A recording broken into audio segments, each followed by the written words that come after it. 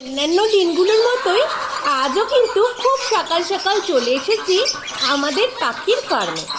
সেখানে এসে বেশ কিছু কাজ তো ছিলই, সেগুলো সারছিলাম।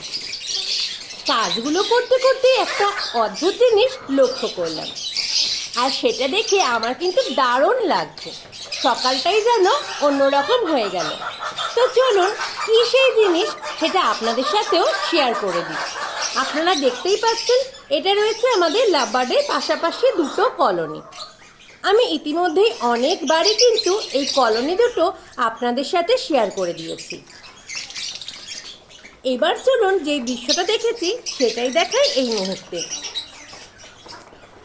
এই রয়েছে আমাদের আড়াইয়ারগুলোকে রাখার জায়গা, যেখান থেকে ইতিমধ্যেই দেখিয়েছি যে এই নেটটা ছিঁড়ে ওরা মাঝে মধ্যেই বাইরে বেরিয়ে পড়ে, আর ছড়িয়ে ছিটিয়ে কিন্তু চারপাশেই থাকে ফার্মে। কারণ ওদের পাখির দানা খেতে বেশ লাগে, সেটাই আমার মনে হয়। এবার দেখুন, আরেকটা জিনিসও আপনাদের সাথে শেয়ার করেছিলাম, আপনাদের নিশ্চয়ই মনে আছে। আমাদের আড়াইয়ারগুলো কিন্তু খুব উঁচু জায়গায় থাকতে পছন্দ করে, তারই একটা দৃষ্টান্ত দেখাচ্ছি আজ আপনাদের।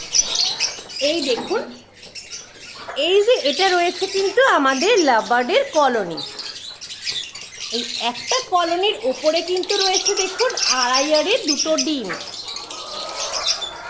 এই যে কলোনির শুরুটা, আর এই একদম শেষ প্রান্তে প্রায় মিডিলের দিকে দুটো ডিম কিন্তু আমি আড়াইয়ারের দেখতে পেয়েছি।